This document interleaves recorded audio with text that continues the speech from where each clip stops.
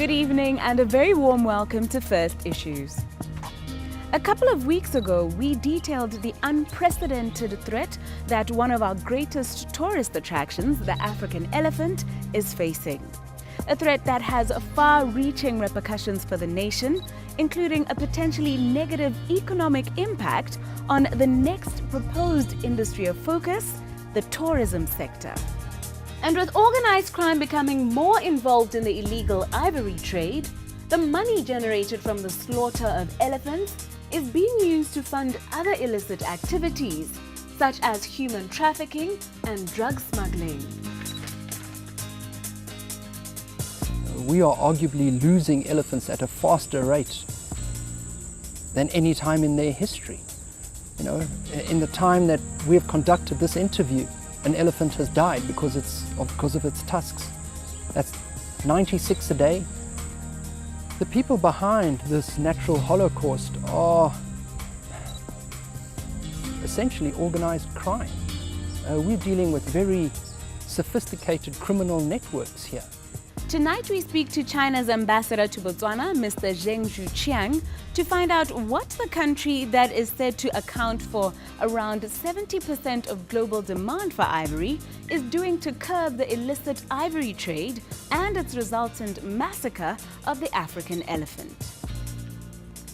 Our guest this evening says that despite what many are saying, it is a huge misconception that China is the biggest consumer of ivory, and that the high number of ivory smuggling cases reported are just an indication of the strict measures in place to prevent the influx of illegal ivory into China.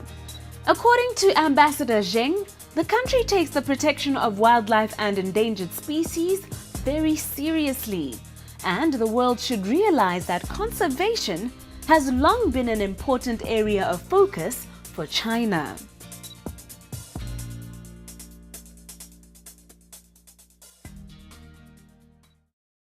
How seriously does the Chinese government view the illegal ivory trade and the highest levels of elephant mortality we are witnessing in history?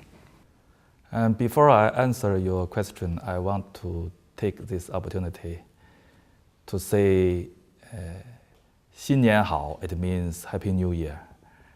And 恭喜发财, it means have a greater success in business in the coming year. Our Chinese New Year falls on the 31st of January, according to China's lunar calendar. And as for the smuggling of ivory and wildlife products, and China attach great importance to the protection of wildlife, and especially this issue has become a very hot issue worldwide. And for years, China has enacted a series of laws and regulations to protect wild animals within China. For example, the panda. It's a very successful example. Pandas are very beautiful animals. They are very well protected in China. And we also protect other wild animals. For example, in the west part of China, we have many Tibetan antelopes. They are also, just like the wild animals in Serengeti, they are moving from here to there every year. And actually, there is also a very large-scale movements every year. And in the northeast part of China, there is tigers. As for your question and elephants in Africa, and as I remember, China also participate in the activities in protection of the elephant in Africa.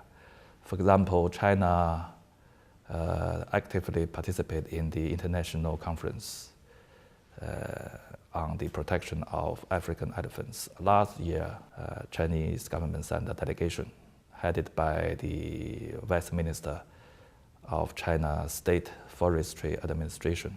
That's a lady, participated in the African Elephant Summit, which were held in Gaborone, co-hosted by Botswana government and AUCN.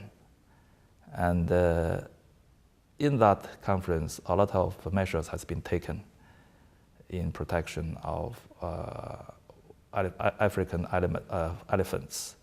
And I was told after returning back to China, and China will be ready to approve all the measures taken by the conference, and will feed back to the organization committee of the conference. And China also has set up a fund for African countries in the protection of African elephants. So that means by using that fund, China can provide some financial supports to African countries in the protection of African elephants.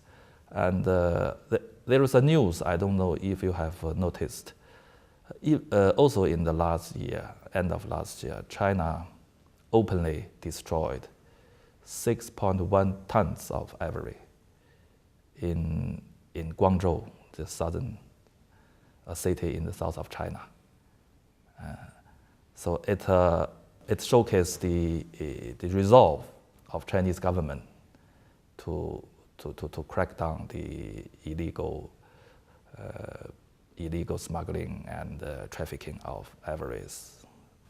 There is talk, however, that despite many governments' best efforts, there are still loopholes in the controls, and illegal ivory is still finding its way into the main market. And that the consumer at the end doesn't really know the difference between legal and illegal ivory. In China, we have a legal market. That means all the ivories outside the legal markets are illegal.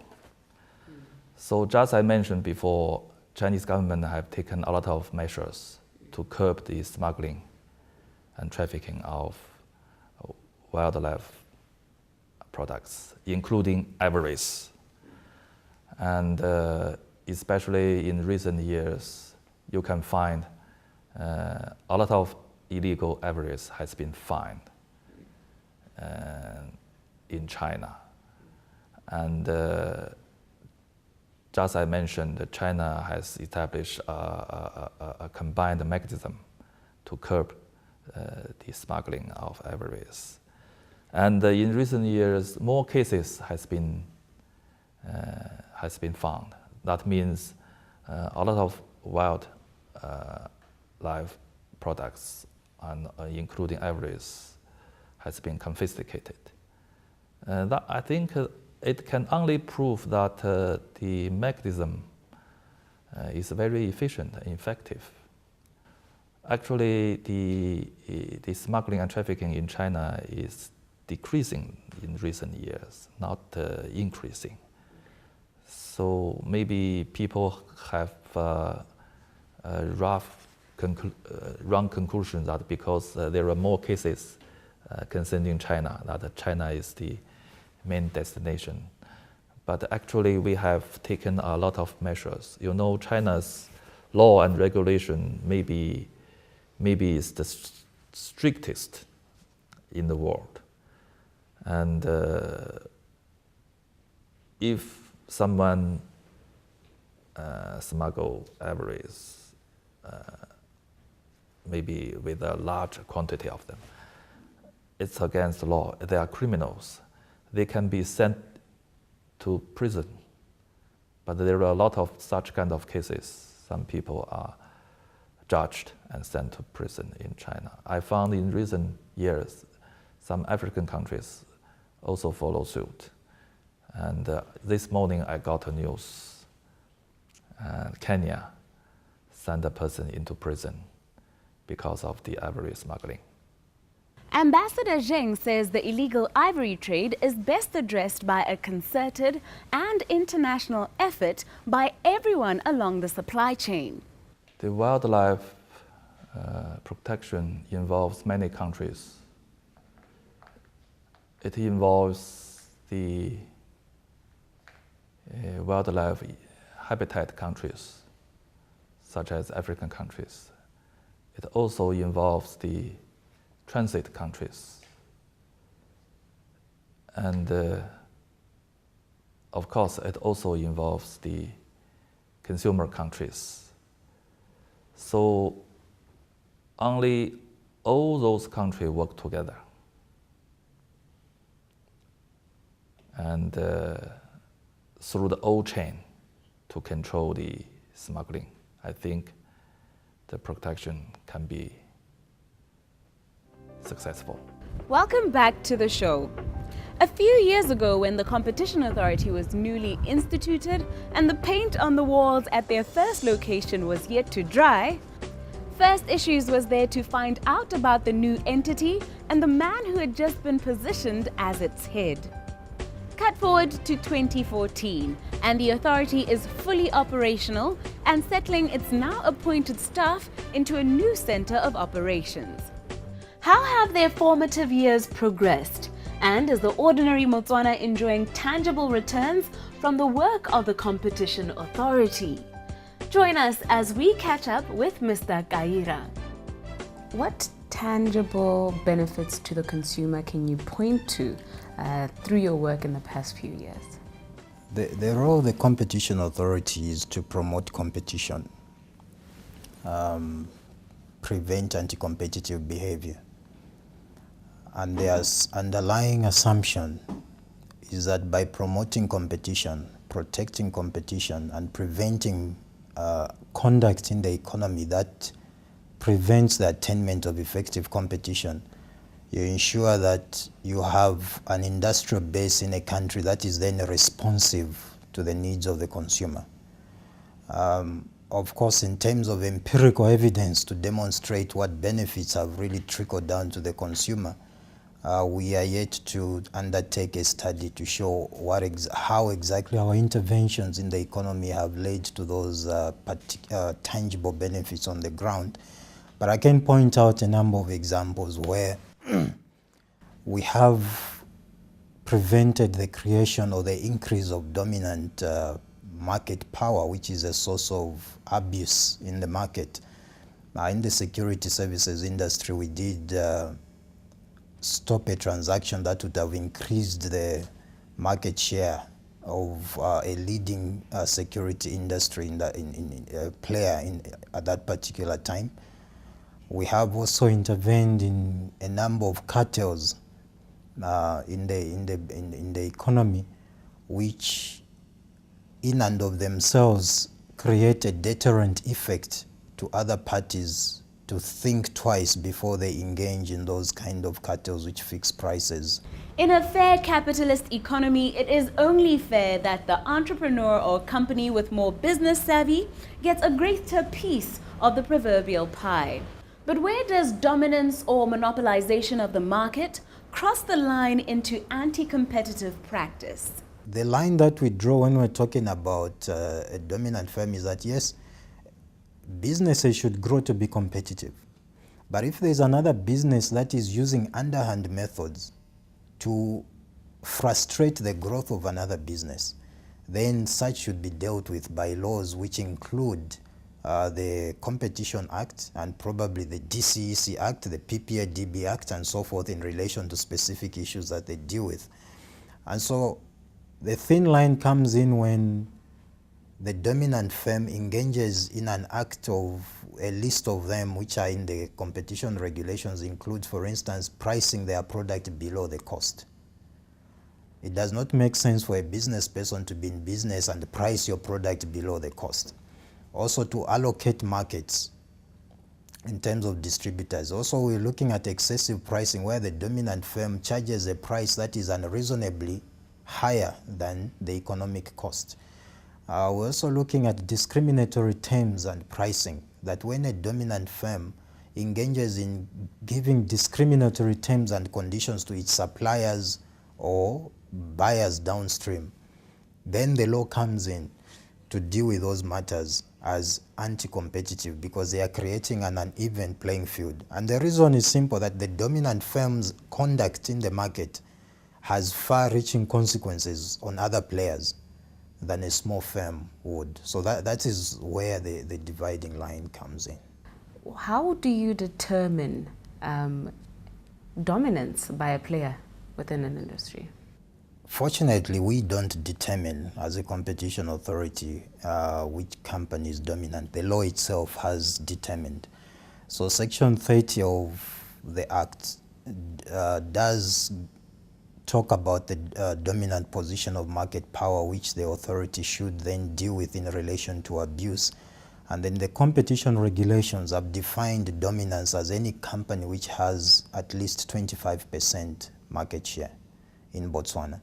So any company basically with over 25% market share is prima facie, on the face of it, classified to be a dominant firm.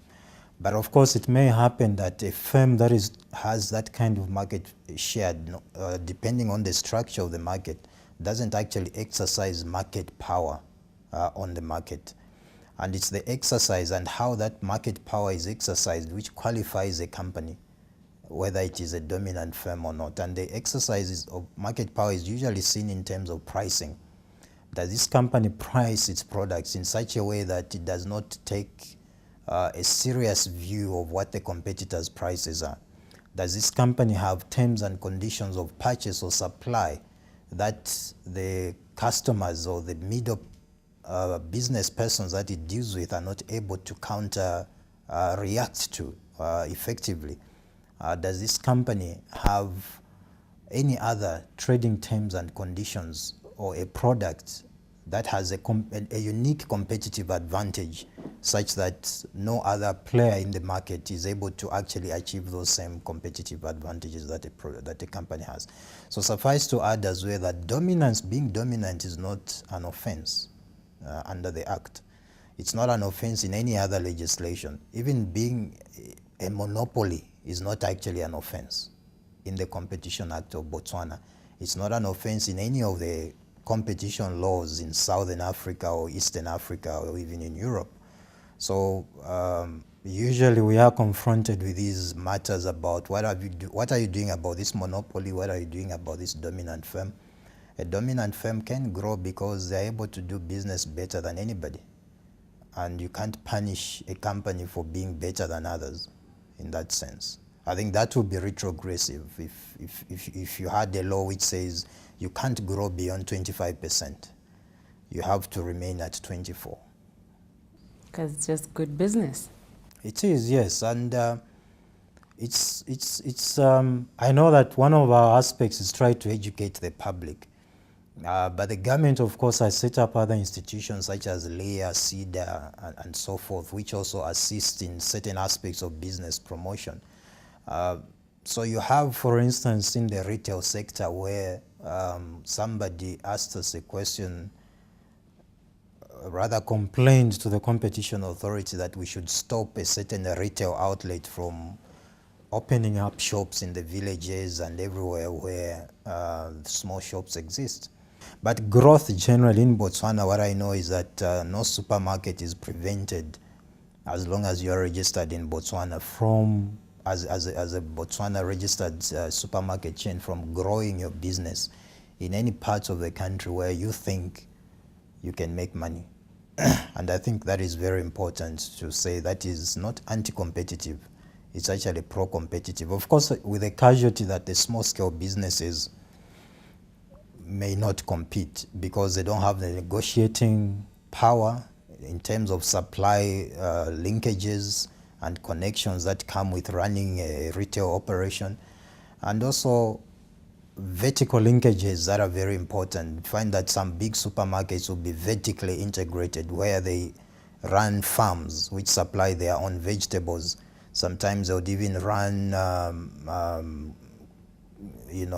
chicken runs upstream in order to supply their own chickens in the process. And evidently, if I have a supermarket and I'm running a chicken run, it's only natural that I will not buy chickens from any other person until I have supplied myself through my vertical chain, and then I can buy chickens from somebody else. That is business, and probably it's an issue of the small scale businesses also finding a niche where they are not directly competing with the big companies to say, where can I place myself here? So you may not set up your business just next door to a big supermarket, unless of course you are offering a certain kind of service like home delivery that is a big supermarket may not have time to do. So you say, okay, when you buy from me, or you can just phone me and I'll bring the groceries to your doorstep. That could be a service that, there's the small scale person might engage in, or credit sales. That's another one.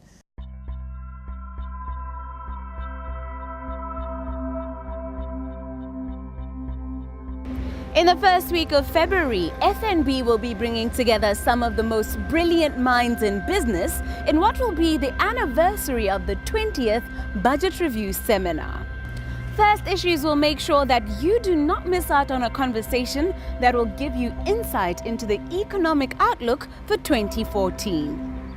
Right now, as I speak, some of the greatest minds in business are gathered at the Gaborone International Convention Center for the 20th anniversary of the FNB Budget Seminar, highlights of which we will present to you on next week's First Issues. Tune in for a 2014 National Financial Forecast.